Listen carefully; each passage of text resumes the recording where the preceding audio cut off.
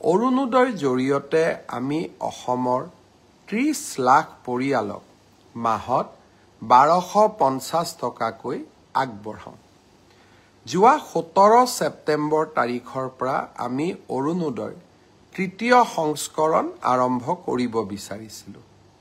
তাৰ পিছত আমি 25 তাৰিখৰ দিনটো ধাৰ্য কৰিছিলোঁ, কিন্তু অসমত চলি থকা ঘটনা প্ৰবাহৰ বাবে এই আঁচনিখনো আমি নিৰ্দিষ্ট দিনত দিব নোৱাৰিলোঁ।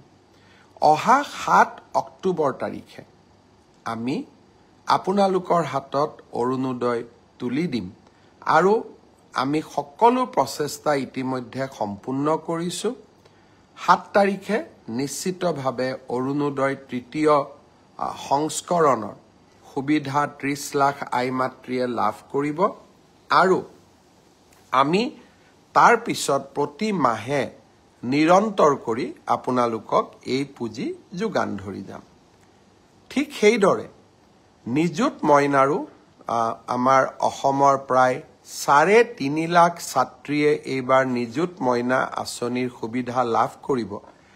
নিযুত মইনা আঁচনিৰো আমি যিহেতু প্ৰথম কিস্তিৰ ধন আমি চেক যোগে দিওঁ, বেংকক আমি চেকসমূহ বনাব দিছোঁ।